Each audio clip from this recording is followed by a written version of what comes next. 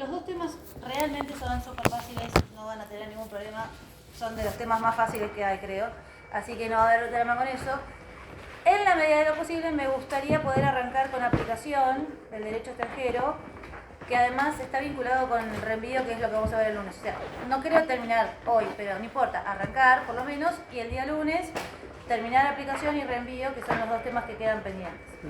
La clase pasada, un compañero me dijo que habían estado practicando con normas y que si podíamos rever el tema de diferenciar bien normas directas, indirectas y de policía, ¿sí?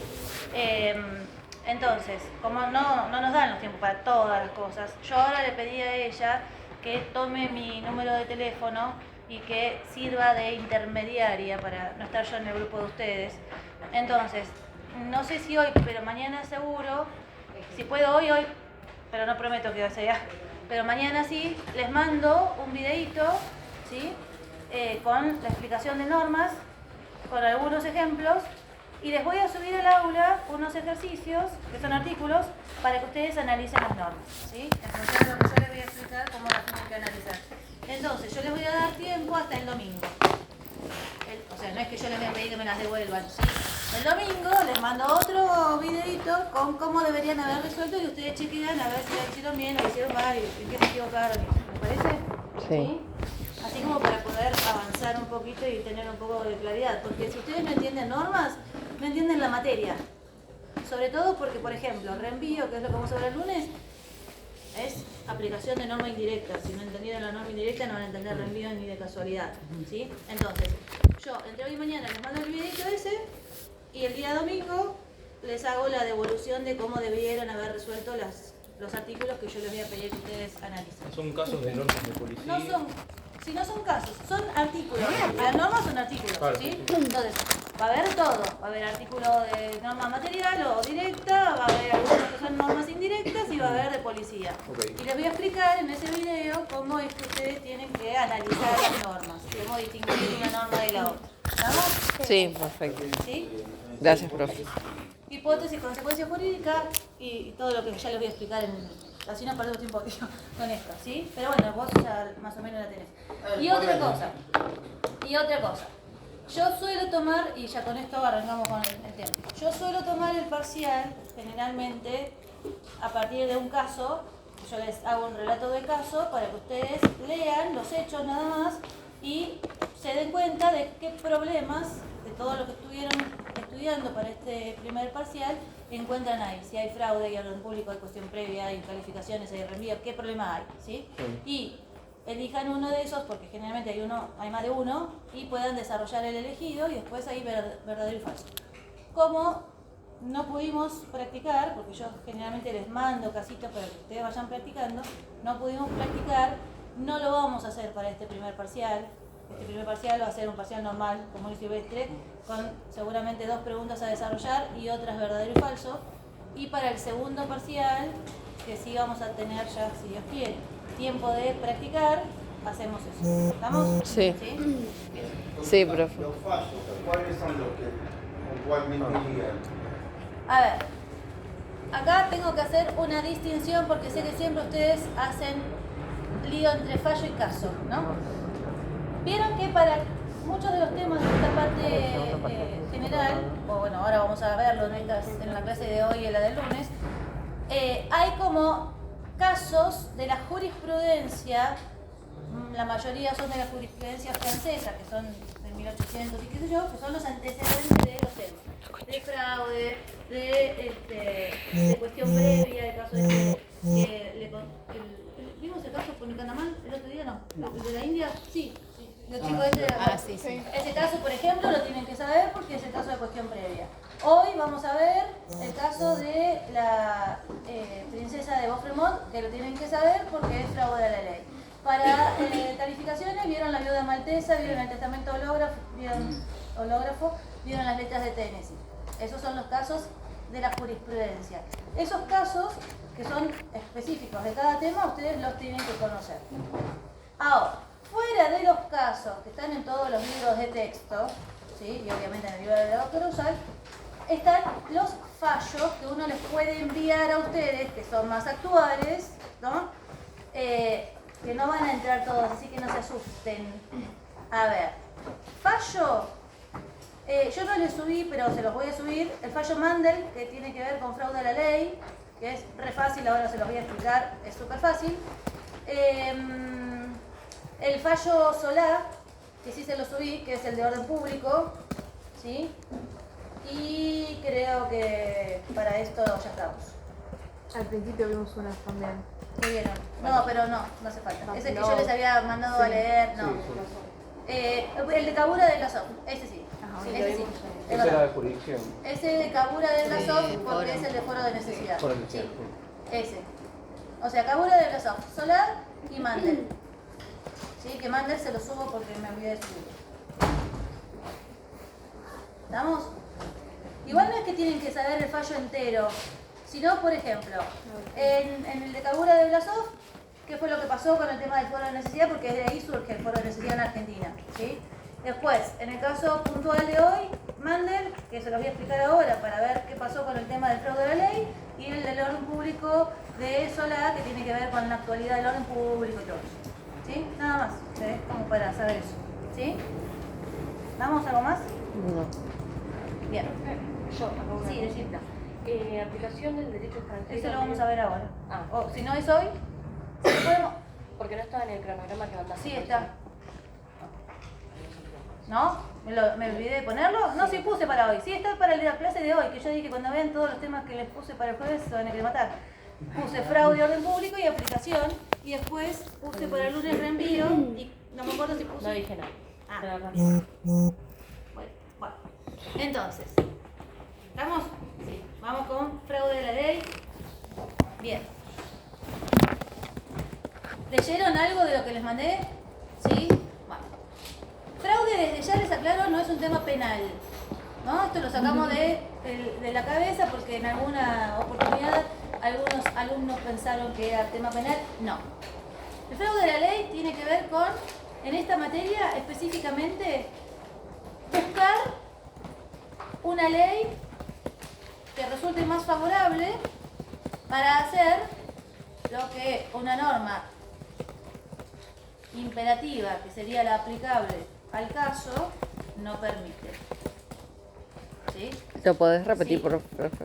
No sé si me va a salir igual. ¿No? A ver, el fraude de la ley es buscar, ¿sí?, una ley que sea más favorable para lo que uno quiere hacer, ¿no?, que permite hacer lo que la norma imperativa que resultaría aplicable no permite. O sea, es básicamente escaparse de la norma imperativa. Exactamente. ¿Sí? El forum shopping del derecho. Pero forum no, Claro, del porque derecho si no estamos hablando de jurisdicción. Esto es un paralelismo, pero sí, tiene que ver con eso. O sea, hay una norma imperativa que es la que resultaría aplicable al caso, ¿sí?, que a mí me prohíbe hacer determinada cosa. Y yo la quiero hacer igual, entonces busco a ver en qué país yo consigo que esto que acá no puedo hacer, lo pueda hacer. Entonces, me traslado a ese otro estado, hago todo, ahora vamos a ver ejemplos, hago todo lo necesario para poder quedar sometida o sometido a esa ley y realizo el acto en función de ese derecho que a mí me sirve, pero el problema está que cuando yo vuelvo a mi país y pretendo hacer valer ese acto que yo celebré en el extranjero, dándose cuenta de que lo que se cometió es un fraude a la ley, que ahora vamos a ver cuáles son las características, me van a decir que ese acto no tiene eficacia. ¿Sí? Entonces, veremos cuál es la sanción que tiene esto que yo hice. ¿Sí? ¿Se entendió? Sí. Sí, como esto se aplica al caso de cuando no existía Salud. derecho vincular y Salud. estaban en otro país. Bueno, ahora voy a traer el caso que vimos el otro día. ¿Se acuerdan? Sí. ¿Sí? Bien. En el caso que vimos el otro día, a partir de esto que vos traes a colación, no es el único ejemplo, ¿no? O sea, ese es uno de los tantos, pero digo.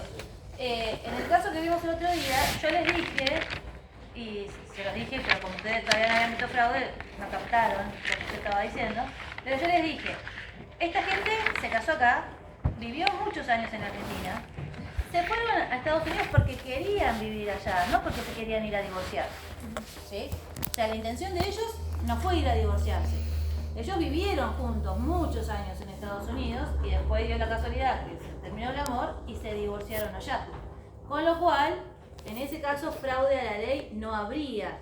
¿Sí? Distinto es si ellos, sabiendo que efectivamente acá en Argentina no se podían divorciar, porque en esa época no podían divorciarse, hubieran buscado irse a Estados Unidos o a otro país divorcista para ni bien llegar, fijar domicilio, lo que fuera que tuvieran que hacer, y después divorciarse, y entonces ahí se vuelven.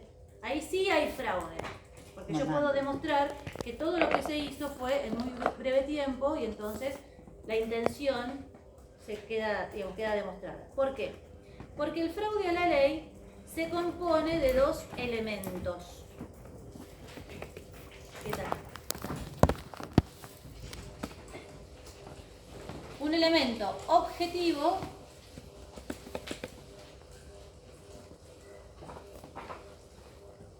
y un elemento subjetivo.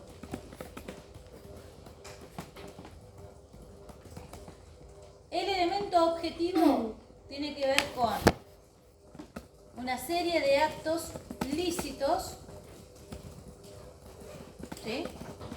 Por ejemplo, esto que les digo, trasladarse a otro país, obvio siempre, ¿no? O sea, yo no puedo estar acá y querer que se me aplique un derecho extranjero si la norma de conflicto no lo indica así. Entonces, me traslado a otro país, tal vez fijo domicilio o me cambio la nacionalidad, realizo determinado acto en ese otro estado, ¿sí? Y entonces esos serían los actos objetivos, ¿no? Lo que está probado. Yo puedo probar fehacientemente cambio de domicilio, de nacionalidad, celebración del testamento, no sé, divorciarme, estas cosas son objetivos, ¿sí? Y el otro elemento es el elemento subjetivo, que tiene que ver con la intención con que se hacen todos estos actos.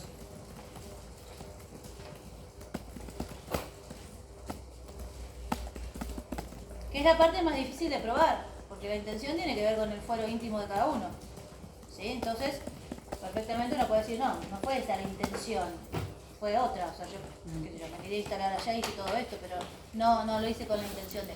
No, porque por ejemplo te pueden decir, no, fuimos poco tiempo, porque nos fuimos de vacaciones y con eso ya es como es muy difícil que pruebes que se quisieron divorciar, pero después se quisieron ir de vacaciones, o no. O sea, se fueron a divorciar y después alegan que... O sea, fueron te de dicen, por vacaciones. ejemplo, tú dijiste que se quisieron divorciar, pero ellos te pueden decir, no, pero quisimos irnos de vacaciones muy rápido para conocer y Y se divorciaron. por ejemplo. Y no, ¿quién se lo va a creer? A ver, digo, hay determinadas cosas, ¿sí? La intención es difícil de probar. Ahora te lo voy a contar. La intención es difícil de probar y se prueba con indicios, ¿sí? No hay otra prueba. Yo el acto lícito, este que realizó, mudarse, fijar domicilio, cambiarse de nacionalidad, otorgar un testamento, divorciarse, y esas cosas las puedo probar fehacientemente, ¿sí? Ahora, la intención, que es más difícil, la puedo probar con indicios. Y el indicio tiene que ver con lo que Goldschmidt sostenía, que cómo se probaba el fraude. Él decía, se prueba con la expansión espacial, porque se mueven de un lugar a otro, y la contracción temporal. Es decir, que todo lo hacen muy rápido. Muy rápido no es de un día para el otro, puede ser que dure un par de meses, no importa. Pero digo, uno puede decir, bueno, a ver, se fueron de vacaciones y nos divorciamos, ¿y quién te lo va a creer? O sea, poco probable, ¿no? Durante las vacaciones se pudra todo y así súper rápido te queda divorciar. No te lo cree nadie. Claro. ¿No? Entonces, hay otras cosas. Por ejemplo, el fallo Mandel, que aprovecho entonces, ahora les cuento. Este señor Mandel era un señor que tenía mucho dinero, ¿sí? Y tenía bienes en muchas partes del mundo. Vivía acá en Argentina principalmente, ¿sí? Tenía su domicilio acá. Y se entera que está gravemente enfermo, que le queda poco tiempo de vida. Se entera, no me acuerdo las fechas, pero pongámosle que se entera, no sé, en febrero, ¿sí? Entonces, el señor estaba casado por quinta vez, con la quinta esposa, que era jovencita, obvio, cosa, ¿no? ¿Ustedes bien? Bueno, no tenía hijos, pero sí tenía hijos con todas las anteriores, o con algunas de las anteriores. Entonces el señor, enterado de que le quedaba poco tiempo de vida, agarró sus cositas y se fue a Austria. ¿Por qué se fue a Austria? Porque en Austria no existe la legítima y él quería dejarle los bienes a la quinta esposa y no al resto de los bienes. Entonces, él cuando se va de la Argentina, en el pasaporte dice que vive acá, que es su domicilio terrestre. Pero la realidad es que llega a Austria y de inmediato cambia su nacionalidad porque él había nacido en Austria, pero después se había convertido en argentino. Entonces cuando llega a Austria, recupera la nacionalidad austríaca, un acto lícito, fija domicilio, otro acto lícito, otorga un testamento, otro acto lícito, dejándole todos los bienes a la esposa, a la última, y después se muere. Todo eso pasó en 6 meses más o menos, 6-7 meses, ¿sí? Cuando se muere allá en Austria, obvio, la mujer abre la sucesión allá, los hijos abren la sucesión acá, porque este señor tenía bienes acá. Entonces ella se presenta en la sucesión con su testamento, otorgado en Austria, diciendo que es la única heredera de todos los bienes. Y ahí se pudrió todo, ¿no? Entonces, los hijos que dicen que el padre cometió fraude a la ley argentina porque el único motivo por el cual se fue a Austria fue para desheredarlos a ellos y poder dejarle todos los bienes a la esposa, porque acá en Argentina existe la legítima y sí o sí les tenía que haber dejado su porcentaje. Entonces, ¿qué dice la esposa? La esposa dice, no, jamás fue su intención esta. Su intención fue irse a morir a su país de origen, porque él era austríaco, ¿no? Bueno, no se lo creyó nadie tampoco. Entonces el juzgado dijo, bueno, no, hay indicios de... porque se hizo un inventario, que el tipo le había dejado ropa, qué sé yo, cosas. Igual tenía por todos lados, porque tenía otras casas en otros países y tenía toda su ropa, que eso es lo que alegaba la mujer. No es porque los hijos decían, pero él dejó cosas y hicieron, ya digo, el inventario, que había ropa y no sé cuánto, y además en el pasaporte decía que el domicilio era Argentina, y ella decía, no, porque tiene ropa en todas las casas, de donde estábamos, hay empleados, cuando llegamos tenemos todo armado. Bueno, nada, igualmente el juez entendió que efectivamente era poco probable que lo hubiera hecho con la única intención, porque si se quería morir a su país de origen, dejar el testamento acá, no hace falta, ¿no? Claro, o lo haces allá respetando las porciones que le corresponden a cada uno de tus herederos forzosos. Entonces, el juez consideró que sí había habido fraude a la ley y por ende ese testamento otorgado en Austria bajo el derecho austríaco, que le había sido más favorable a la intención de este señor, no tenía eficacia en Argentina. Y no digo que sea nulo, ¿sí? Ahora vamos a ver, y después termino de redondear lo demás. Vamos a ver el caso de la jurisprudencia, que les digo, que es el caso de la viuda maltesa, perdón, el caso de la princesa de Beaufort o de Caraman-Chimay, ¿sí?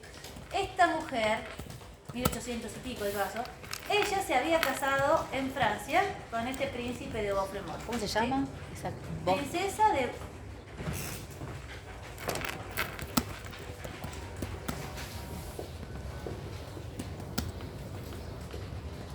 o Caraman-Chimay. Ah, qué difícil. Eso es más fácil. Bueno, Sí. no importa, eso no es. Creo que el de India. No, el de India es peor. Sí. Sí, el de India es así, para el arcado.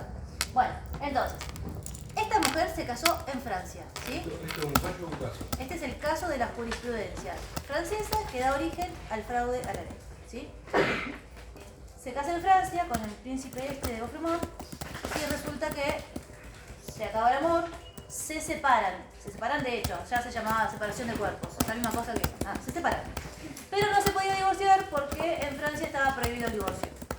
Entonces ella, que estaba enamorada de otro príncipe, el príncipe Vivesco, que estaba en Alemania, se va a Alemania, acto lícito, se nacionaliza alemana, otro acto lícito, se divorcia en Alemania del príncipe de Beaufort, porque en Alemania se podía divorciar, y se casa con el príncipe de Vivesco. Todo esto en poquito tiempo, ¿sí? Poquito tiempo. El tema es que vuelve a Francia con su nuevo esposo Y el primer marido pide la nulidad ante los juzgados de Francia de todo lo que ella había hecho en Alemania. Pide la nulidad de la nacionalidad, del divorcio y del segundo matrimonio. Y la Corte de Casación francesa dice, yo no me puedo meter en la nacionalidad porque esto es un tema reservado a cada estado. Si el estado alemán me dio la nacionalidad, yo no soy quien para decirle que se la quite. Pero sí voy a anular el divorcio y por ende el segundo matrimonio, porque considero que ella hizo esto con la única intención de evadir el derecho francés, que era el aplicable al caso, que le prohibía divorciarse, para someterse a ese otro derecho que le permitía lo que este no le permitía. ¿Sí? Entonces, en ese caso, que fue el caso, digo, que genera el tema del fraude, se habló de nulidad de los actos. Hoy no hablamos más de nulidad. O sea, un acto hoy, un acto celebrado en el extranjero no se anula, se le desconoce eficacia. ¿Sí? ¿Por qué? Porque yo no puedo anular algo que es válido en otro país. Entonces, en el caso Mandel, ¿sí? El testamento que él otorgó en Austria no tiene eficacia en Argentina, pero en Austria es absolutamente válido. Con lo cual, la quinta esposa sobre los bienes que tiene en Austria le da sobre todo. Ahí los hijos no van a conseguir nada, porque él hizo algo válido en función del derecho austríaco. ¿Sí? Acá no se le reconoce efectos. ¿Estamos? ¿Sí? ¿Se entendió esto? ¿Sí? ¿Te acabamos bien? Bien. ¿Cuál es la sanción? Sí. Había dicho que los elementos del inferior era la contracción temporal. Expansión espacial. Bien, o sea, después cuando lo lean se van a acordar. Expansión espacial porque pensemos que lo que la gente hace es trasladarse a otro país para poder someterse a otro derecho. Ahí está la expansión espacial, se expanden hacia otro lugar. Y contracción temporal porque todos lo hacen en poquito tiempo. ¿Sí? ¿Estamos? Estas dos cosas, la expansión temporal, espacial, perdón, y la contracción temporal, son las cosas que Goldschmidt decía que había que analizar para poder determinar la intención con la cual Salud. se hizo lo que se hizo. Salud. ¿Sí? Que es la parte difícil de probar. ¿Estamos? ¿Sí? Bien. Sí, esto de los actos en poco tiempo, ¿hay un tiempo? No, no límite? hay. Ah, No. no se determina. Puede ser No un hay. año, puede ser 6 Exacto. meses. El tema es, a ver, si yo me voy a otro país, me instalo, que estoy viviendo ahí, no sé, 3, 4 años, y después hago algo, y ahí es poco probable que se pueda decir que la intención fue someterme a aquel derecho. Ahora, si yo llego y empiezo a hacer un montón de cosas para lograr un objetivo, aunque me lleve, no sé, un año, año y medio, y capaz que... ¿no? Levanta sospecha. ¿Sí? Y también volver a la Argentina y pretender... Exactamente, hacerlo valer. Porque si yo después hago todo eso y me quedo allá, ¿quién me va a cuestionar? Claro. ¿No? Porque ahí es más difícil. Ahora, efectivamente, si yo hago todo eso y cuando logro mi objetivo final me vuelvo y acá lo quiero hacer valer, ahí es donde va a saltar el tema del posible fraude de la ley. ¿Sí? ¿Estamos? Bien. Hay distintos tipos de fraude. ¿Sí? Está el fraude en retrospectiva, que tiene que ver con hacer algo hoy, ¿sí? O sea, hacer esto que digo, de buscar un derecho que sea más favorable para evadir las consecuencias de un acto que yo realicé en el pasado, absolutamente válido, pero que hoy me está trayendo problemas. Ahora se los pongo con un ejemplo. ¿Sí? ¿Lo podrías repetir? Sí, por supuesto. Fraude en retrospectiva, o sea, para atrás. ¿Sí? Yo hace unos años atrás hice algo válido, legal, que hoy me está trayendo problemas. ¿Sí? Y entonces hoy, para evadir estos problemas que me trae eso que yo hice válidamente en el pasado, cometo un fraude para zafar de estas consecuencias. ¿Sí? Y el ejemplo típico, que ya no está más, pero que es el ejemplo del fraude en retrospectiva, es cuando la gente se casaba acá en Argentina antes, no se podía divorciar después, o sea, el acto era válido, lo habían hecho por amor, supongamos, ¿no? Y después nadie pensaba que posiblemente esto no funcionara a futuro. Pero resulta que se acabó el amor, no se podían divorciar, ese acto válido del pasado me estaba trayendo problemas actuales porque yo no podía disolver el vínculo. Y bueno, entonces, ¿qué hacía la gente? Esto, se iba a otro país que sí se podía divorciar, hacía todo lo necesario para conseguir su sentencia de divorcio y después volvía a la Argentina y ahí es donde aparece la cuestión del fraude a la ley, diciendo, pero vos te fuiste con la única intención de disolver lo que el derecho argentino no te permitía disolver, ¿sí? Con lo cual se dejaba sin efecto ese acto celebrado en el extranjero y acá seguían estando casados, ¿sí? Pero eso es el fraude en retrospectiva. Lo que dijo el chico, ¿no? De casarse en Bolivia y después... Exactamente, tal cual. Sí, en Bolivia, bueno, como en otro país, digo, sí. Que sea... Yo tengo ahí una duda, porque por ejemplo, todo lo que es civil, siento que capaz es más claro como lo ético, o lo teóricamente correcto, pero lo pensaba como más empresarial o comercialmente. ¿Cuánto puede jugar con la estrategia de las partes, por ejemplo? A ver. Irse a hacer un contrato sobre algo que acá no está disponible, por ejemplo, regular, que se resuelva en el extranjero, y van y lo hacen allá, digo, hay mucho de estrategia que se hace. A ver, el tema es, en el ámbito contractual la cosa es distinta, porque vos ahí tenés autonomía de la voluntad, ¿no? Hay más margen de disponibilidad, ¿sí? En estas cuestiones de familia, que son más, digamos, las que en general uno ve en situaciones de fraude, aunque hay también, ahora vamos a ver a futuro, digamos, el fraude, el fraude en simultáneo, que tiene que ver, el ejemplo típico con las sociedades offshore, ¿sí? Digo, pero fuera de eso, en materia contractual es como que hay más margen para disponer, ¿sí? Porque por eso tenemos ahí más autonomía de la voluntad. Entonces es más difícil que haya una situación de fraude. Puede haber una situación de fraude, obvio, ¿sí? Y bueno, y estas son efectivamente estrategias que vos decís, pero si saltan que la intención fue evadir, siempre se tiene que tratar de la evasión de una norma imperativa. Porque si no es una norma imperativa, no hay fraude. Tiene que ser una norma imperativa que no te deje hacer algo y vos busques otra que te deje hacer lo que esa imperativa no te deja, y entonces ahí salta el tema del fraude, ¿sí? Sea contractual o no contractual, digo, lo que sea.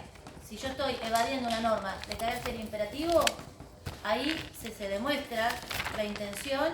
Si yo puedo probarlo con indicios, me van a decir que ese acto realizado en el extranjero no tiene validez, no tiene efectos en realidad, sea de la materia que sea.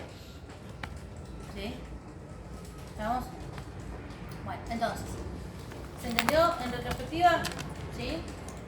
Bien. Fraude en simultáneo, que es esto que decía recién, es cuando yo, al mismo momento en que estoy realizando este acto fraudulento, estoy consiguiendo el objetivo que busco, ¿sí? Por ejemplo, esto de la constitución de sociedades offshore.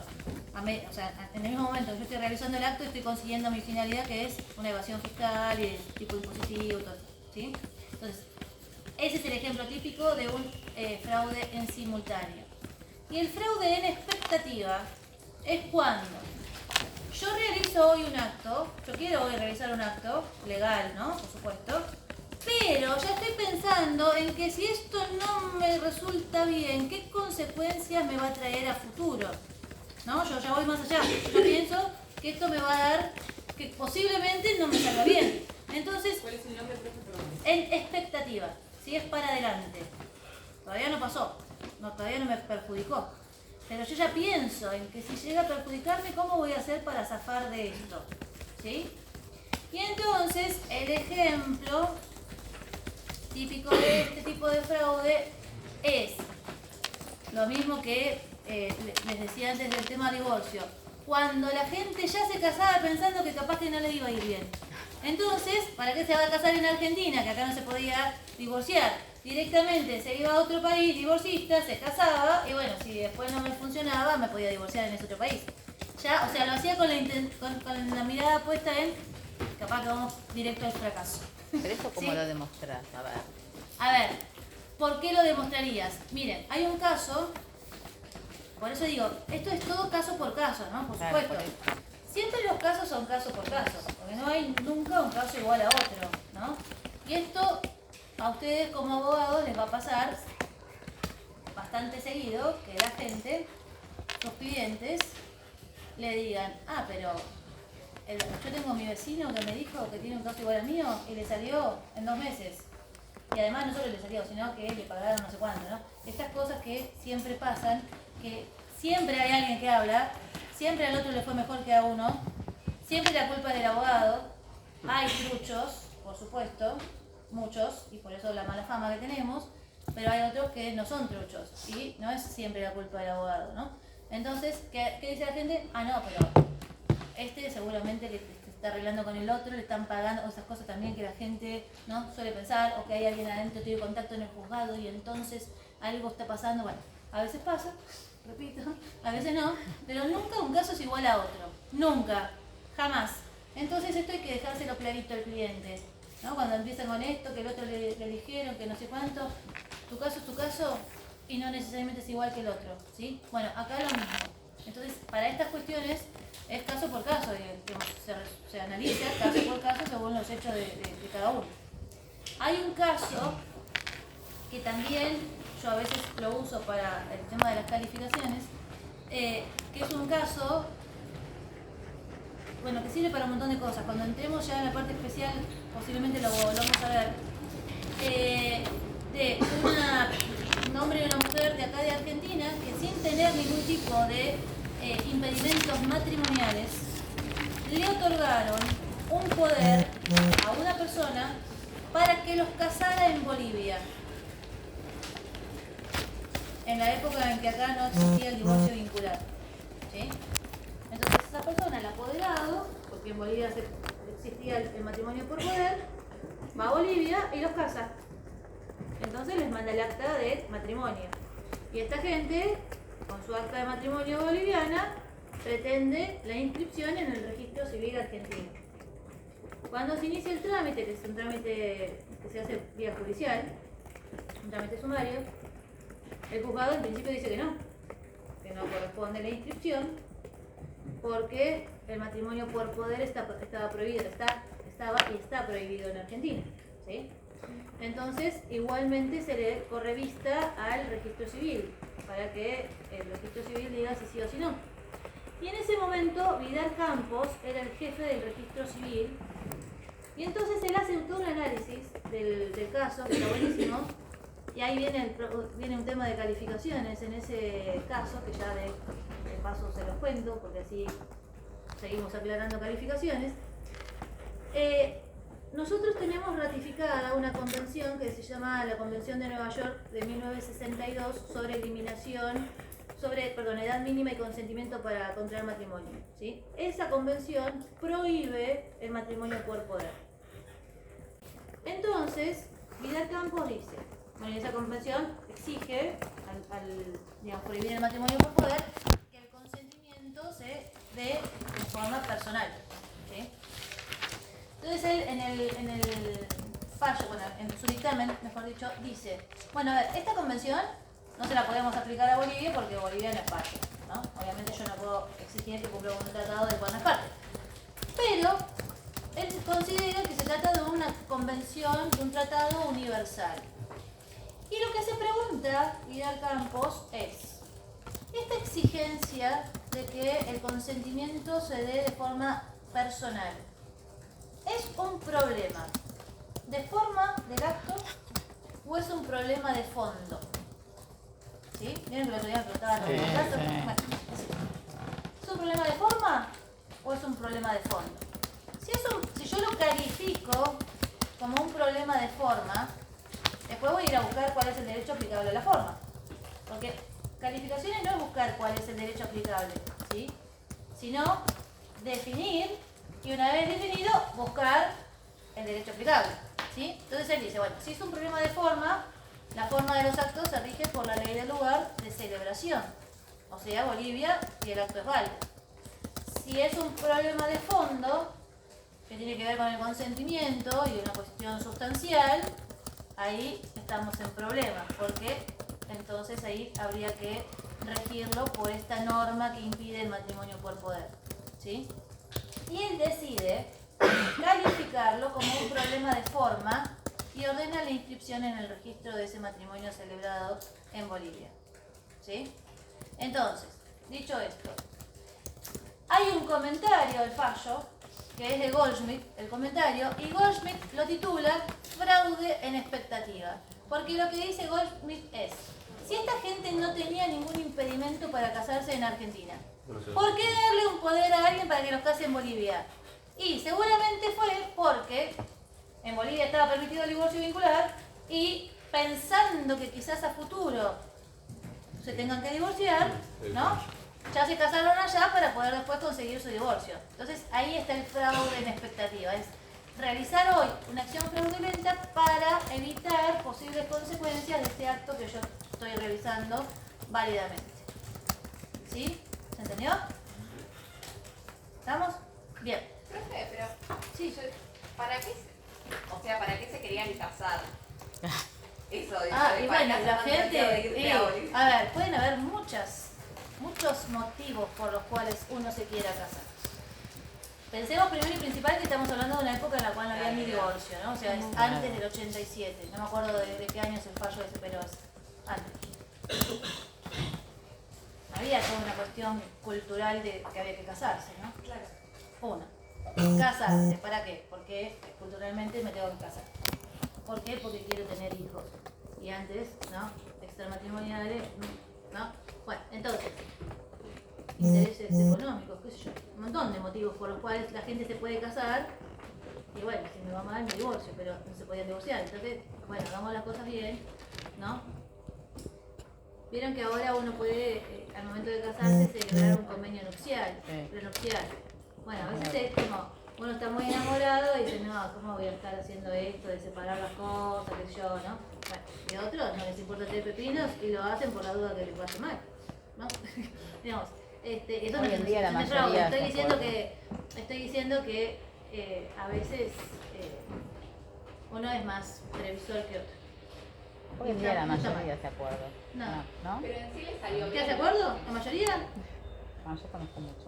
No estoy viendo, no. Ah, yo ¿Sí? conozco varios. Bueno. Lo toman con naturalidad, a ver, hacemos un acuerdo, no son malos. No está mal. Si tienes la posibilidad, ¿por qué no vas a separar las cosas? Está muy bien. Perdón, una pregunta. En el caso, sería tipo, la validez del matrimonio sería una cuestión previa. ¿En qué caso? En el caso de Lidiar Campos. No. A ver. Cuestión previa, ¿sí? Está buena la pregunta para corregir. No todo es cuestión previa, ¿sí? Cuestión previa es cuando yo tengo un juicio iniciado por una materia X y dentro de ese proceso aparece otra cosa distinta que hay que resolver primero para poder resolver la principal. Acá el objeto de este tipo de procesos es simplemente la inscripción en el registro del matrimonio. ¿Sí? Que se cuestione la validez del matrimonio no es una cuestión separada del objeto principal, porque si el matrimonio no es válido no puedo inscribirlo. ¿Sí? En la cuestión previa yo tengo un objeto que es una materia y me aparece otro objeto que es otra materia distinta que yo tengo que analizar antes. ¿Sí? ¿Se entendió? ¿Estamos? ¿Sí? Si yo tengo una sucesión, esto se llaman en realidad cuestiones conexas, que ustedes no las ven, pero para que sepan. Yo tengo una sucesión, por ejemplo en el caso Mandel, y lo que se cuestiona es la validez del testamento. La validez del testamento por sí misma no la puedo analizar solita, aislada de una sucesión. Está conectada, entonces no es una cuestión previa. ¿Sí? Es el mismo proceso. ¿Sí? La cuestión previa es esto de si se ponía en dudas el matrimonio de Mandel con la quinta esposa, entonces antes de las sucesiones, que siempre la cuestión previa está en la mayoría de los casos vinculadas a sucesiones. Tengo una sucesión y se cuestiona o la adopción o la validez del matrimonio y esas cosas. ¿Sí? ¿Vamos? ¿Ibas a aclarar una sanción del fraude de la ley? Gracias. ¿Por qué me lo saqué? ¿No te preguntaba? tiene el fraude a la ley, gracias por estar atento. La sanción que tiene el fraude a la ley es dejar sin efecto el acto que se realizó, ¿sí?, en el extranjero y someterlo al derecho que se evadió. Esa es la sanción del fraude. ¿Sí? En el caso Mandel, por ejemplo, se respetó la legítima de los herederos que estaban en Argentina. Exacto. No se anuló el testamento propiamente dicho porque Dejarse en efecto el acto que se realizó en el extranjero Y someterlo al derecho que se evadió. ¿Sí? Esto que dice él. A ver, no se anuló el testamento solamente, digamos, no tuvo efectos en Argentina y por ende los hijos, cada cual recibió la porción legítima que le hubiera correspondido. ¿Sí? Entonces, la sanción fue no reconocer los efectos al testamento, aplicarle la ley argentina a la sucesión y cada cual recibió el porcentaje que le pero correspondía. los bienes que están en Ella Los que deja sin estaban efecto acá, el acto que se los que están en Austria, sí, obvio. Sí, sí. Con la intención de... ¿Qué pasó? No, que me quedé en la sanción, o sea, dejar sin La efecto el sanción acto. es dejar sin efecto Sí. el acto que se realizó bajo el amparo del derecho extranjero elegido y someter el problema, el caso, digamos, al derecho que se evadió. Ok, gracias. Que si esta persona hubiese tenido casado su patrimonio en Austria, sigue igual injusto, digamos, ¿no? O sea, ¿De injusto? claro, porque los hijos no hubiesen heredado nada, si tenía que hacer. Ah, sí, a ver, si tenía todo allá, sonaron. ¿Por qué? Porque el juez argentino no le puede decir al juez austríaco, che, anulá el testamento o dejarlo sin efecto porque en Argentina existe la legítima. Y bueno. Estuvo lento en no vender todo y Y no le dio los tiempos. estuvo lento. No le No, dio no lo tiempo. pensó tanto. Es que, a ver, una persona que tiene un montón de bienes, imagínense que es poco probable que se pueda sacar todo encima. Aparte hay que tener mucho, ¿no? Problema con los hijos para, Sí. ¿no? Para algo así. Total. Bueno, el Código Civil y Comercial tiene un articulito que habla de fraude a la ley, ¿sí? De ese artículo uno va a extraer que obviamente el elemento objetivo es un elemento que se toma en cuenta para determinar la situación de fraude y se desliza algo de la intención, ¿sí? Pero el problema principal, vuelvo a repetir, que tiene que ver con cómo probar la intención, ¿no? Entonces, sí o sí el elemento objetivo es un factor importante en una situación de fraude y lo otro se prueba por indicio, ¿sí? La CIDIP 2 sobre normas generales, que se las mencioné el otro día cuando vimos cuestión previa, también tiene un artículo que hace referencia al fraude a la ley, diciendo que no se va a aplicar en ningún estado parte el derecho de otro cuando se haya artificiosamente evadido ese otro derecho para someterse a uno más favorable. Esto es para que sepan, lo tenemos regulado en el código, ¿sí? Lo tenemos regulado en la CIDIP. ¿Está? Bien. Vieron que cuestión previa no, calificaciones tampoco habíamos dicho, está en el código, ¿sí? ¿Dudas de fraude a la ley? Sí.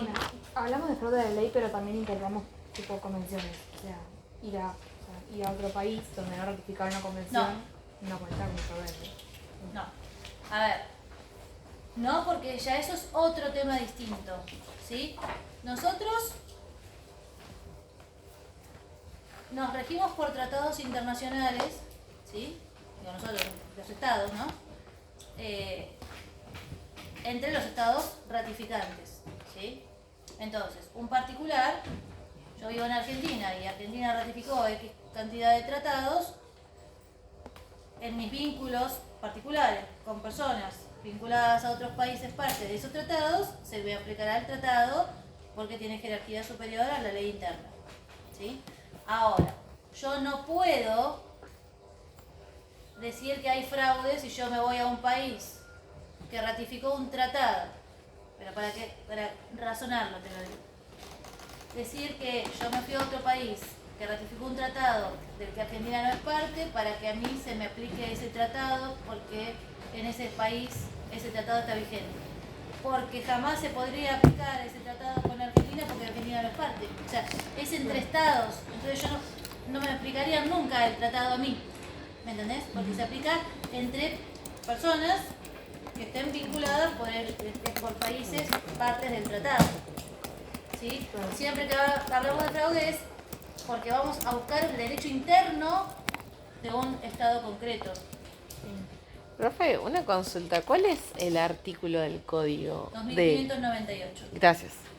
Entonces, cuestión previa y calificaciones no están en el código. Es la Ninguno de los dos interpretación temas, del juez. Exactamente. ¿Cómo Cuestión va? previa no está regulada en el código, sí en la CIDIP. Entonces, por la CIDIP de la que Argentina es parte, nosotros decimos, independientemente de que esté en el código, que el juez Va a no decidir. necesariamente tiene que ir por la teoría de la jerarquización, sino que puede ir por la del equivalencia. Eso está claro. El tema de calificaciones no está ni en el código, ni en la CIDIP, ni en ningún lado. Si no tengo un artículo específico que diga cómo calificar, ni nada por el estilo, hay de algunos artículos deducciones de cómo debería calificarse determinada cuestión. Pero no es que hay una norma, digamos. ¿De calificaciones tenés algún PowerPoint o algo para La doctora Usón no le subió. Porque me dijo que había subido un PowerPoint de calificaciones. Sí, subió. Sí, creo que sí. Yo lo imprimí. Sí, me dijo que lo había subido. Sí, lo subió. Disculpas. No pasa nada. Bueno, ¿estamos entonces con fraude? ¿Sí? Pero, Bien. Una consulta. Fraude en retrospectiva. ¿Lo podrás explicar de vuelta como estaba Sí. diciendo? Lo que A ver. dice? En retro, sí. Aclaro. No estudien de sus apuntes. Porque después se hacen macana, escriben cualquier cosa, porque escriben lo que llegaron a escribir y después al parcial vamos con el apunte que capaz que no está correcto, porque no llegaron a escuchar esas cosas que pasan, que uno habla rápido y entonces no terminan de anotar, anotan lo que creen que yo dije, estudian lo que creen que yo dije, después lo ponen en el parcial y estamos sonados. Entonces, estudian el libro, se guían por los PowerPoints o las cosas que uno sube y después al final van a sus apuntes a ver si lo que escribieron era correcto. En retrospectiva es cuando se comete un fraude para evadir las consecuencias de un acto que se realizó en el pasado. Es para atrás. O sea, yo hice algo válido en el pasado. Por ejemplo, casarme. Acá en el país. Sí, claro. Está bien. Sí. Entonces, yo, por ejemplo, me casé, ¿sí? Y no me puedo divorciar. Porque no está prohibido divorciarme. Bueno, entonces hoy me está trayendo problemas eso que yo hice antes. Y no puedo zafar de eso. Entonces, ¿cómo hago para zafar? Y bueno, me voy a buscar un país que me pueda divorciar y después vengo y pretendo que me hagan validar el divorcio. Entonces es para atrás, es para zafar de lo que hice antes. ¿Sí? Me quedaba la duda si era el acto celebrado acá en el país. Sí, claro. Sí, porque a este acto es al que se le impone la ley argentina, que yo no puedo dejar de cumplir, se supone. Y ahí voy y busco en el derecho extranjero algo como que... Exactamente. ¿Sí? Siempre estamos hablando de nuestro derecho, de algo que yo hice acá o que voy a hacer acá y que me podría traer consecuencias futuras si es un fraude inexpectativa. ¿Sí? Acá vamos. Bueno, ustedes después, bueno, no se los voy a decir, lo veremos cuando veamos matrimonio. Bueno, orden público internacional. El orden público internacional es un conjunto de principios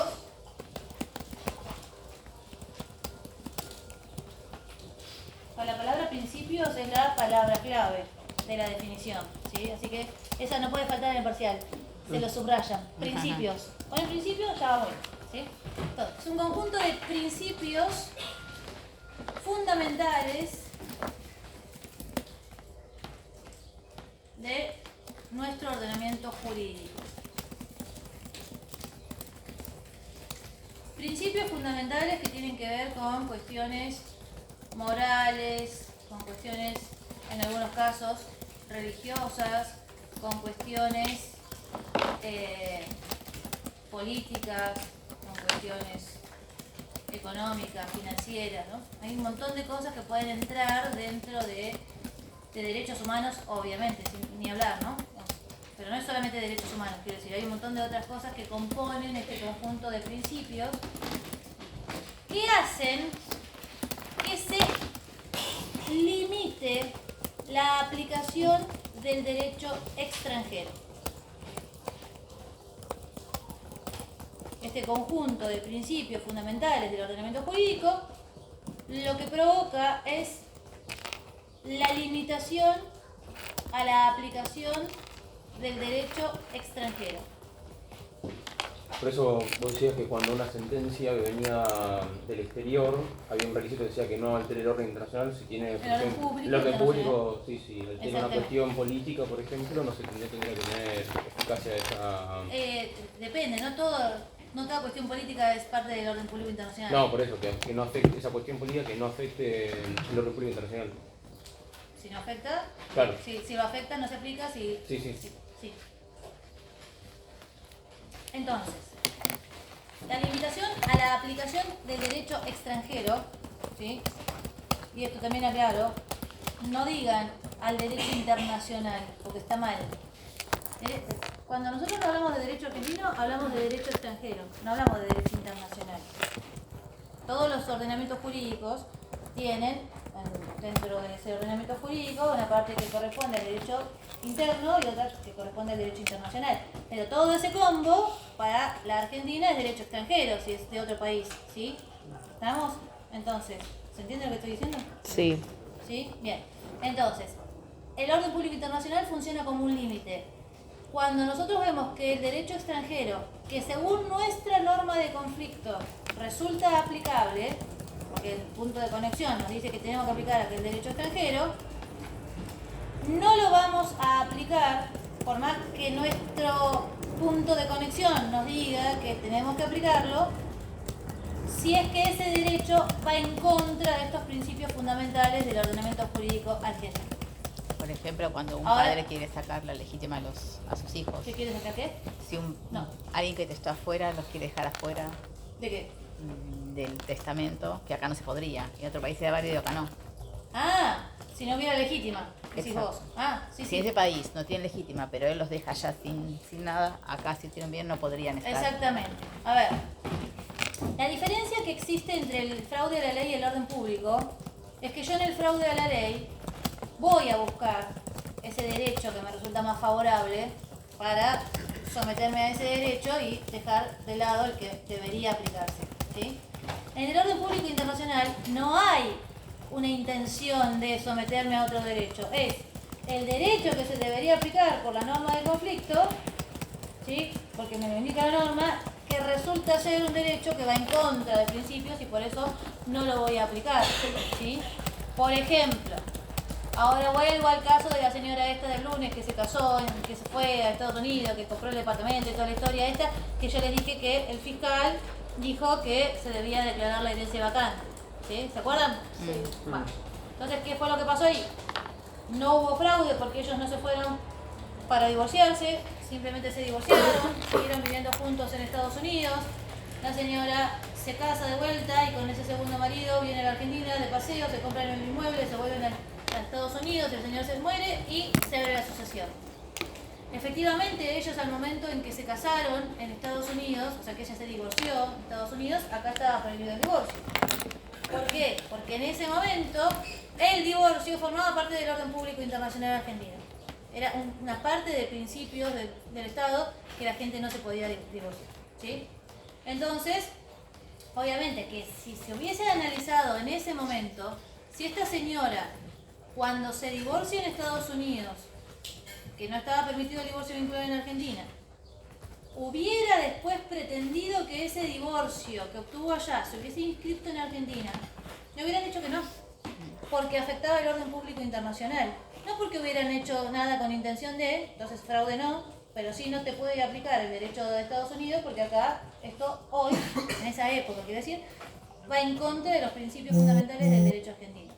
Ahora, resulta que esta señora no lo hizo, siguió viviendo en Estados Unidos porque era el país donde vivía y salta mucho después de que ya estaba el divorcio vincular vigente en Argentina, que cuando ella se casó allá, cuando se divorció y después se volvió a casar, acá estaba en esa época para atrás prohibido el divorcio.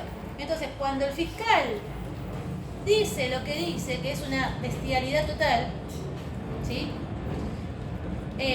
Lo hace porque el fiscal que dice, en la época en que ella se divorció en Estados Unidos, acá estaba prohibido el divorcio, entonces se vio afectado el orden público. Sí, en esa época.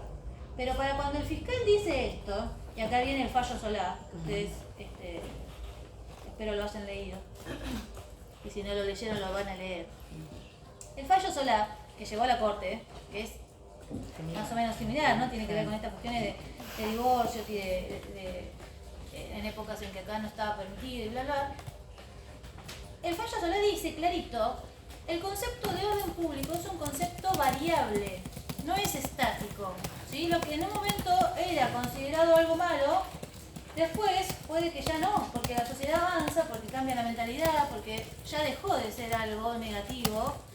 Y entonces yo nunca voy a poder analizar el orden público hacia atrás, sino yo tengo que analizar si al momento concreto en que se tiene que resolver el caso, está o no está afectado, ¿sí? Porque es esto, es un concepto variable, no estático. El fiscal obviamente ni tenía ni idea del fallo Solá ni de nada, porque el fallo Solá es el fallo y después a partir de ahí vienen otros en sintonía, ¿no? Pero digo, ni idea del fallo Solá. Y lo peor de todo es que el juez tampoco, porque yo les dije que el otro día, después les digo qué pasó. Bueno, el juez que dijo, el fiscal dice que se vio afectado el orden público, sí, tiene razón, entonces declara la herencia vacante. Y lo que pasó fue que el abogado de la señora tampoco tenía ni idea de nada, y obviamente eso quedó firme.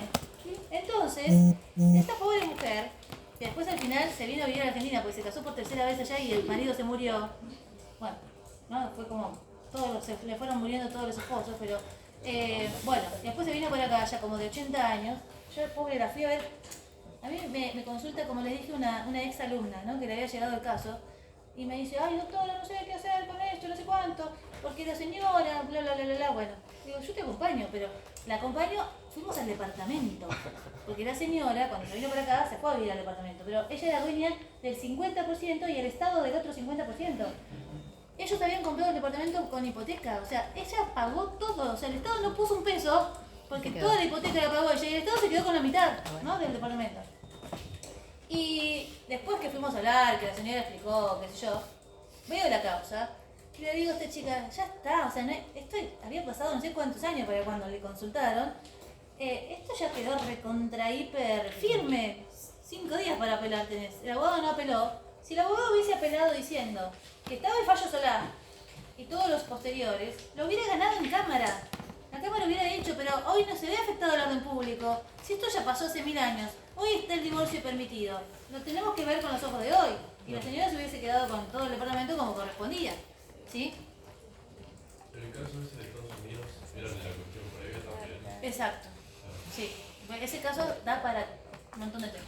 Y entonces, cuestión ¿cómo? previa, orden público. Después ahí resolvió con jerarquización,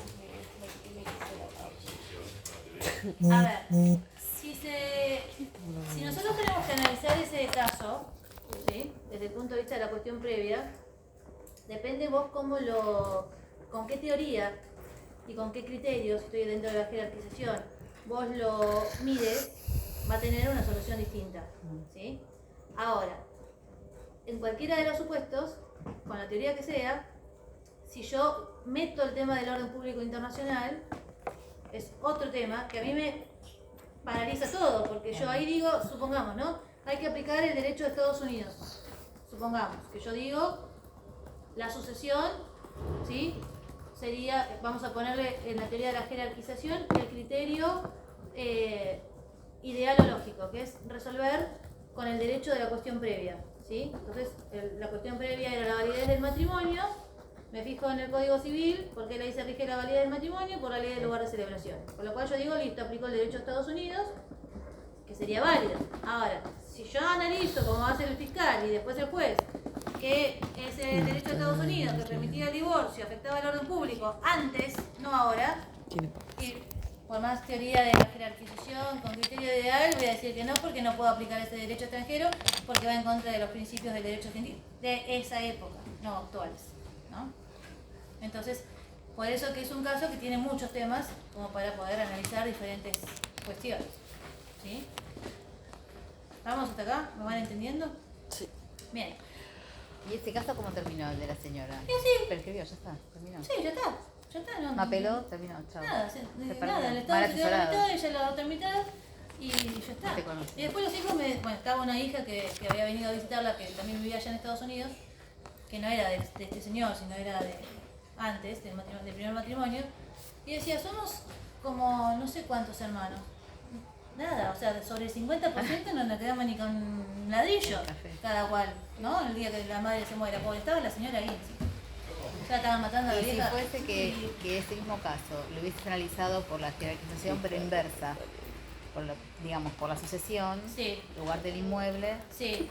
también Ahí aplicás, miraba no, porque vos ahí, si vos usás el derecho la teoría de la jerarquización con criterio procesal, vos le vas a aplicar a la cuestión previa el derecho que le aplicás a la cuestión principal. El derecho que le aplicás a la cuestión principal es el argentino porque el inmueble estaba situado acá. Entonces, ¿qué aplico a esa validez del matrimonio? Derecho argentino, ¿sí? ¿Es válido o no es válido el divorcio? Repito, y ahí, si quieren meter al orden público como límite, lo meten de vuelta. Pero ahí tampoco era válido porque no estaba vigente, no era válido, porque ella se casó estando casada teóricamente.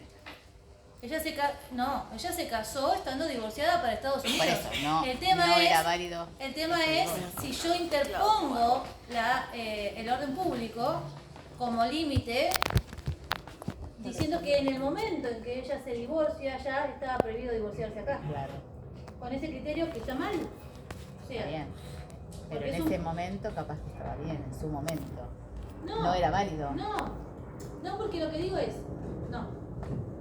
Cuando el caso llega al juez argentino y resuelve esto, fue en el 2002, 2003. Estaba Desde el 87 estaba el divorcio.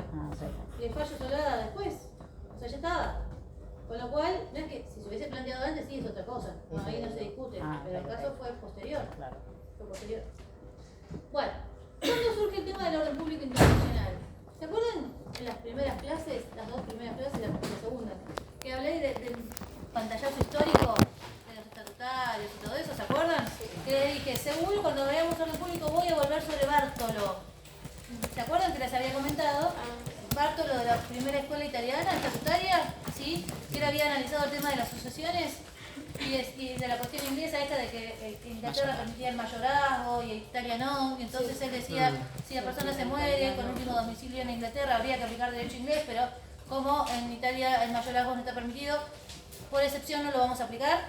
Ahí aparece por primera vez una, que ni lo llamó ni nada así, una noción del orden público internacional, porque él dice, bueno, sí aplicamos aquel derecho, pero una excepción es esta, si ese derecho que resulta aplicable va en contra de algo que para el derecho propio es fundamental, no lo vamos a aplicar, como una excepción a la regla. Y ese concepto de orden público después es más desarrollado, sí, por Savigny y por Mancini. ¿Se acuerdan de los dos autores que también habíamos visto? Sí. Bien. Y se acuerdan que yo les había comentado que para Savigny, tanto para Savigny como para Mancini, para los dos, la aplicación del derecho extranjero era de carácter obligatoria. Era un deber aplicar derecho extranjero entre quienes, en el caso de Savigny, formarán parte de la comunidad jurídica de estados, en el caso de Mancini, quienes formarán parte de la comunidad jurídica de naciones, ¿no? Pero digo, los dos partían de la idea de que había obligación de aplicar el derecho extranjero, que era una facultad, pero los dos sostenían que esto tenía sus límites, ¿no? O sea, no era absoluto, no siempre voy a aplicar el derecho extranjero. En el caso de Savigny, él lo llamó límites locales a la aplicación del derecho extranjero. Y él decía que había dos supuestos en los cuales no había obligación de aplicar derecho extranjero. Uno, cuando estábamos en presencia de una norma rigurosamente obligatoria. Y el otro, cuando estábamos en presencia de una institución desconocida. Eran los dos límites para aplicar derecho extranjero. Las dos excepciones, digamos, ¿sí? Una norma rigurosamente obligatoria, por ejemplo, si yo les digo poligamia, ustedes hoy viene un señor con 3 mujeres a la Argentina y les dice estoy casado en Irán con las 3. Y ahora nos vinimos a vivir a la Argentina y quiero inscribir los matrimonios. ¿Ustedes qué le dicen como abogados? Que no. Si esto... No está ¿Por qué no? permitido, no está permitido. Va en contra del público, ¿no? ¿Qué orden público? Hay un solo matrimonio. Bien. nacional. Porque hay dos tipos de orden público para la Argentina. Orden público interno y orden público internacional. Se lo anotan. El orden público interno limita la autonomía de la voluntad.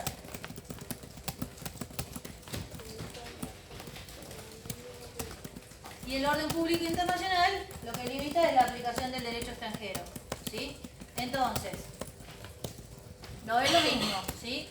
En esta materia siempre estamos hablando de cuestiones de carácter internacional. El límite es al orden público internacional, ¿sí? Entonces, efectivamente, si un señor viene con 3 mujeres casadas, con las cuales se casó, y dice quiero inscribir todos los matrimonios, nuestra respuesta va a ser que no, porque en Argentina, por ahora, solo pueden casarse 2 personas. Y esto forma parte del orden público internacional, por ahora. ¿No? Digo, por ahora, porque puede ser que a futuro esto cambie. En su momento cuando, ya voy, en su momento cuando dábamos orden público, nosotros, bueno, yo ya cuando empecé a dar clase de esto, el divorcio estaba, ojo. Después, el ejemplo era el matrimonio entre personas de igual sexo, ¿no? Entonces, el ejemplo que dábamos siempre era matrimonio igualitario no, porque va en contra del orden público internacional. Después apareció en Argentina, cambió, ¿no? Modificamos el concepto de orden público y hoy es absolutamente válido. Bueno, hoy decimos la poligamia, y capaz que dentro de unos años la poligamia también está aceptada y ya no hay más ejemplos, vendrá otro, ¿sí? Decime.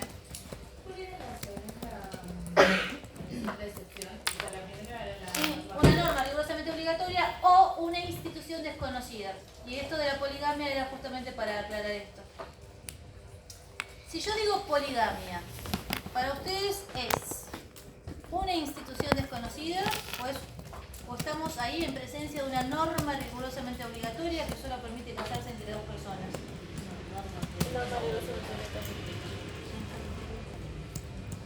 ¿Bien? Norma, por acá dice norma rigurosamente obligatoria, ¿vos qué dijiste? Ajá, mi norma. Bueno, obviamente que se... Sí. Para mí sería más una institución desconocida del CAFALA, por ejemplo. Ah, bien. La poligamia me parece que ya es conocido y está prohibido.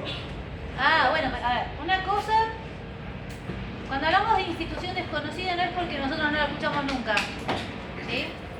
Sino porque no está reconocido en Argentina. Eso es. O sea, no es que es, acá nunca se escuchó el término, y entonces digo que es desconocido. Si no, no lo tenemos reconocido, ¿sí? Si depende de dónde uno se pare, por supuesto, es válido lo que vos decís. También es desconocido, porque acá También es conocido. La institución desconocida sería que no tiene validez en el país. Exacto, a ver, institución desconocida o norma rigurosamente obligatoria que acá no lo tenemos, en cualquiera de los 2 supuestos. O sea que no está ni prohibido ni permitido. está permitido, está... No está. No está, directamente. No está. A mi entender, de la forma en que ejerce la poligamia en muchos países, más conservador público, Sí, a ver, que la poligamia va en contra del orden público internacional, estamos todos de acuerdo. Por ahora, para nosotros, sí. Independientemente de cómo se ejerza, sí, digo, lo que es... como hablábamos antes de la inmoralidad. Exacto, tal cual, por eso. O sea, que no lo podríamos reconocer, acá está clarísimo, ¿sí? A todos los matrimonios, digo. Exacto. Una relación de sometimiento.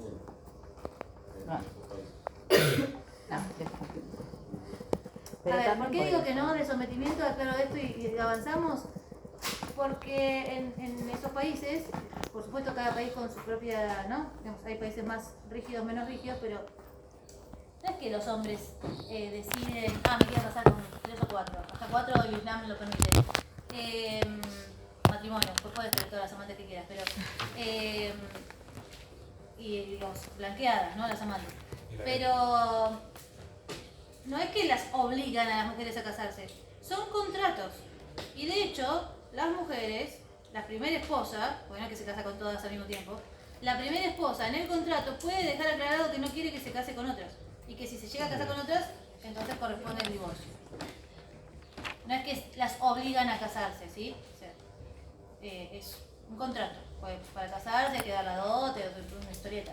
Pero la primera esposa tiene que prestar su consentimiento en el contrato. Si quiere o no quiere que él se case con otra mujer. ¿Sí?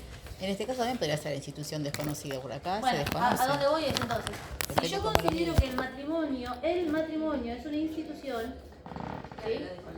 No es desconocido, porque simplemente es con cuántas personas me puedo casar. La institución la conozco, porque no conozco, reconozco, digamos, es con cuántas personas me puedo casar. Entonces, si yo digo que el matrimonio es una institución, no sería una institución desconocida, sería que estoy en presencia de una norma rigurosamente obligatoria que no me permite casarme con más de dos, mejor dicho, entre más de dos personas. Ahora, si yo considero que no es una institución y que es otro tipo de cosas, un contrato, como digo que en esos países es un contrato, bueno, entonces ahí puedo decir que es una institución desconocida porque yo no la tengo establecida de la forma. Pero no importa, o sea, si es una institución desconocida o una norma rigurosamente obligatoria, lo cierto es que para la mirada de Savigny yo no podría nunca reconocer, aplicar ese derecho extranjero que admite este tipo de cosas porque va en contra de alguna de estas situaciones. No entiendo la diferencia entre una y otra, entre la norma rigurosamente conocida y la A ver, una norma rigurosamente obligatoria es una norma que vos te prohíbe, ¿sí?, casarte entre 4 personas. Eso es una norma jurídica rigurosamente obligatoria, sería una norma imperativa de policía, si querés, que no te deja hacer determinada cosa. Eso es una norma rigurosamente obligatoria, ¿sí? Lo otro es una institución que tiene, por ejemplo, otro ejemplo de institución. Sí, no entendí con el ejemplo del matrimonio, no había entendido la diferencia en bien. conceptos. Y las instituciones directamente no tengo yo reconocido ese instituto en mi país y entonces por eso no lo puedo aplicar a ese derecho. ¿Sí? Porque siempre se trata de la no aplicación del derecho extranjero. ¿Sí? ¿Institución desconocida puede ser la forma de adopción que tenían en India, del caso que hablaba el otro día?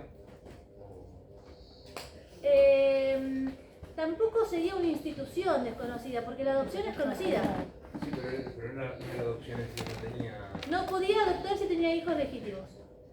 Podía adoptar, pero no si había hijos legítimos. Es como una cierta modalidad de adopción, digamos. En este caso sí, en este caso no. La institución de adopción la conocemos, no con el límite que le imponen ellos, ¿sí? Y ahí estaríamos otra vez en una norma rigurosamente obligatoria. No habíamos dicho que no era adopción tampoco, ni tampoco era tutela, era un... No, él está hablando del caso de India, del caso de cuestión previa, no. Lo otro que vos decís es lo de Kafala, de calificaciones. Me confundí con la Kafala. ¿Sí? Y el otro que dije es Mancini, ¿no? Mancini también hablaba del orden público internacional. Él sí lo llamó orden público internacional, le puso ese título. Y yo les había comentado cuando vimos a Mancini que metía tantas cosas dentro del concepto de orden público, tanto metía él en ese concepto, que en la realidad él decía hay obligación de aplicar el derecho extranjero y las excepciones que afecten el orden público, pero al meter tantas cosas en el concepto de orden público casi todo afectaba a ese orden público, ¿sí? Entonces no se podía aplicar el derecho extranjero casi nunca, ¿sí? Nosotros tenemos un artículo del código que es el artículo 2600 que habla del orden público internacional. También lo tenemos en el protocolo adicional a los tratados de Montevideo, regulado. Vieron que está en los tratados de Montevideo, ¿no? Sí. Tiene un montón de materias. Y a su vez, dentro de los de 1889, hay un protocolo adicional que atraviesa a todos los tratados, porque es el que regula todas estas cuestiones de la parte general, y en 1940 lo mismo. Ese protocolo adicional tiene un articulito que habla del orden público y dice que no se puede aplicar el derecho de un Estado parte si afecta el orden público de otro. Y lo mismo pasa con la CIDI, 2 sobre normas generales. Cuando hablamos de jurisdicción exclusiva, estamos hablando de orden público del juez interno. Claro. No, de orden público internacional. Porque A no ver. genera algo. No genera exactamente orden público. A ver, la jurisdicción exclusiva, ¿sí?, tiene un fundamento de orden público internacional porque por algo se le reconoce solamente la posibilidad de actuar, en el caso concreto, al juez argentino o al juez del país que sea, ¿sí? No es el único componente, el orden público internacional, pero forma parte del componente por el cual el Estado, soberanía y otras cosas más, decide que para determinada cuestión solo el juez argentino puede intervenir. Sí, pero no tiene nada que ver con el derecho. No tiene nada que ver con el derecho.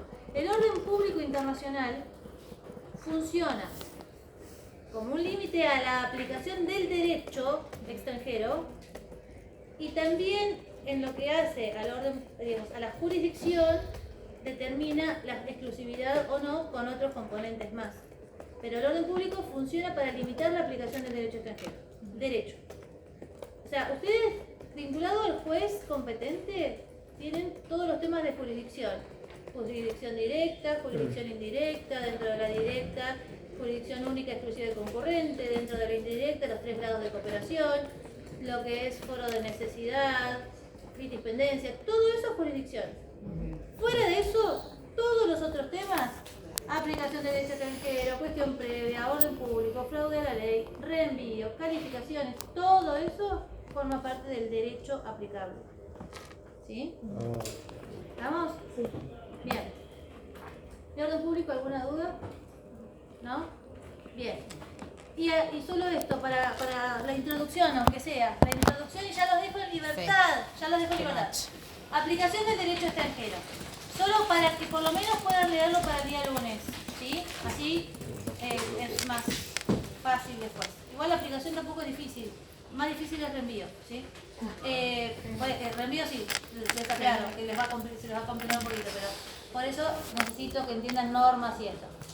Aplicación del derecho extranjero, ¿sí? Tiene que ver con, fundamentalmente, qué postura uno, cada ordenamiento jurídico, tiene respecto del derecho extranjero.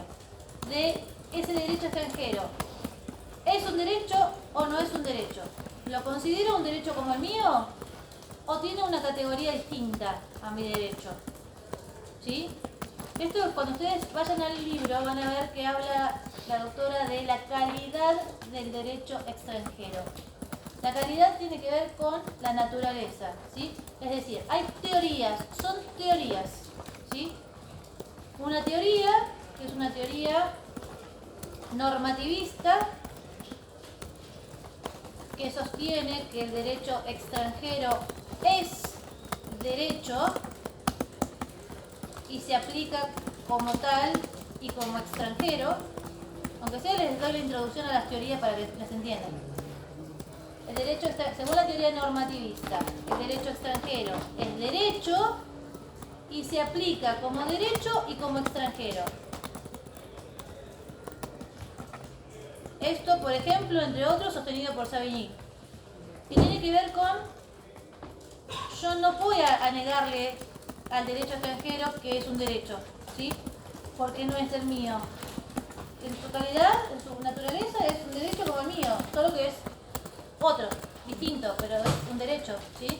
Por ende, cuando yo tengo, según esta postura, cuando yo tengo que aplicar el derecho extranjero, porque la norma indirecta me dice que hay que aplicar el derecho extranjero, según esa postura lo aplico sabiendo que estoy aplicando derecho extranjero. Por eso dice se aplica como derecho y como extranjero. A diferencia de la teoría de la nacionalización, que es sostenida por los autores de la escuela anglosajona, ¿se acuerdan que habíamos visto en su momento? Porque ellos decían, bueno, no, el derecho extranjero, ¿se acuerdan que para ellos no es un deber aplicar derecho extranjero, sino que lo aplico si me conviene, por diferentes motivos, ¿no? Entonces ellos ¿qué dicen? No, el derecho extranjero no es un derecho como el nuestro.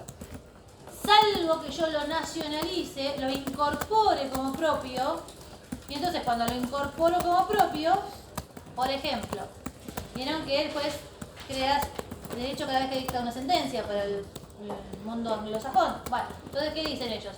Si el juez de Estados, por ejemplo, el juez de Estados Unidos tiene que dictar una sentencia y tuviera que aplicar derecho argentino, pongámosle ejemplo, bueno, nunca va a decir que está resolviendo con derecho argentino. Lo que va a hacer es reproducir el derecho argentino, lo copia en su sentencia y como él crea derecho cada vez que dicta sentencia, ahora ya es derecho propio. Entonces, lo que dicen ellos es, en la teoría de la nacionalización, el derecho extranjero es un hecho que se convierte en derecho cuando lo incorporo, cuando lo nacionalizo. Y entonces estoy resolviendo con derecho propio, no con derecho extranjero. Que es mentira, pero no importa. ¿Se ¿Se entiende la diferencia entre uno y otro? Que en uno se reconoce que es derecho extranjero y en el otro no. Cuando lo incorporo ahora ya es mío y entonces hago con el propio. ¿Sí? Y después están las teorías, la teoría del uso jurídico de Goldschmidt, que es la teoría que tenemos incorporada a la CIDIC 2 sobre normas generales.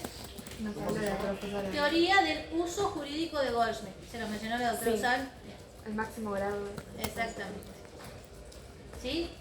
Que fue primero incorporada a la CIDIC 2 sobre normas generales, que es del año 79, y cuando se reformó el código, se incorporó a nuestro código. ¿Sí?